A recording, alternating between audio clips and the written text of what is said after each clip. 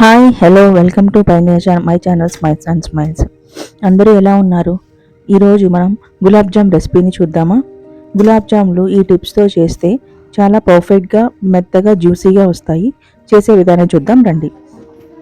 ఇక్కడ నేను 1 cup gulab jam పౌడర్ని తీసుకున్నాను. 1 కప్ గులాబ్ జామ్ పౌడర్కి 2 కప్స్ షుగర్ తీసుకోవాలి అండ్ 1.5 కప్ వాటర్ తీసుకోవాలి.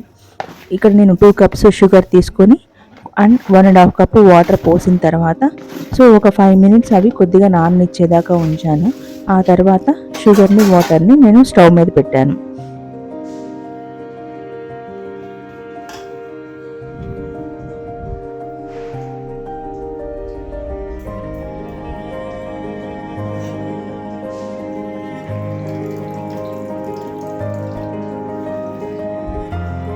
ఇలాగ వాటర్ స్టవ్ మీద పెట్టి బాగా కలుపుతూ ఉండండి.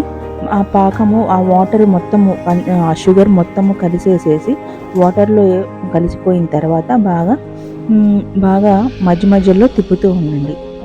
ఇప్పుడు ఈ లోపల మనం బ్రౌన్ని ప్రిపేర్ చేసుకున్నాము.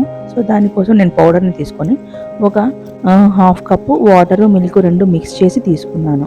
ఈ 1 కప్పుకి 1/2 కప్పు సరిపోతుందండి. మెత్తగా మరీ రుద్ది తిప్పకుండా లైట్గా తిప్పేసేసి ఒక తడి క్లాత్ వేసి కప్పి ఉంచండి.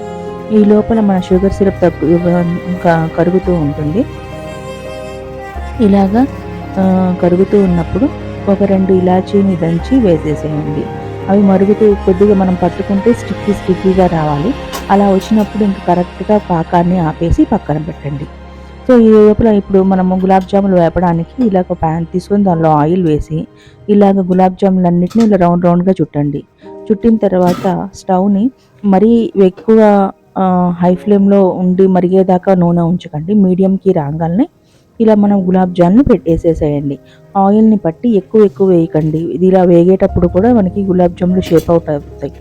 తర్వాత కాబట్టి ఆయిల్ని బట్టి చూసుకొని తక్కువ మనము ఈ గులాబ్ జామ్ బాల్స్ వేస్తే అవి నీట్గా వేగుతాయి, పగలకుండా వేగుతాయి. ఇది ఒక మేజర్ అండి. దీన్ని చూసుకొని మనం ఎక్కువ వేసామనుకోండి ఆ ఆయిల్కి అది బ్రేక్ అయిపోతాయి. కనుక ఆయిల్ని పట్టుకొని మనం కొద్దిగా ఉండలు వేస్తూ ఉంటే గులాబ్ జాములు షేప్ అవుట్ అవ్వకుండా రౌండ్గా అంతే ఉంటాయి.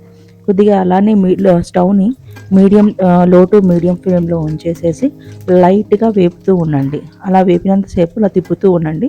అలా తిప్పితే ఈవెన్గా కలర్ చేంజ్ అవుతూ ఉంటాయి, కాలుతూ ఉంటాయి.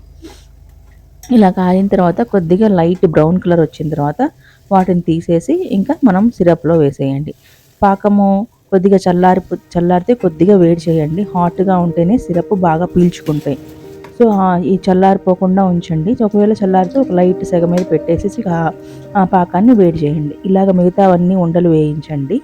ఇలాగ వేయిస్తున్నంతసేపు కొద్దిగా లైట్గా చుట్టూ తిప్పుతూ ఉండండి. ఈ విధంగా మనకి గులాబ్ జాములు రెడీ అవుతాయి. చూడండి, అన్ని గులాబ్ జాములు షేప్ అవుట్ అవ్వకుండా నీట్గా వచ్చినాయి. లోపల కూడా బాగా కాలిపోయి లోపల పాకాన్ని అంతా పీల్చుకొని జ్యూసీగా ఉంటాయి. ఈ టిప్ కొలతలతో చేస్తే మీకు కూడా గులాబ్ జాములు పర్ఫెక్ట్గా వస్తాయి. ఈసారి ట్రై చేసి చూడండి. ఉంటాను మరి. బాయ్.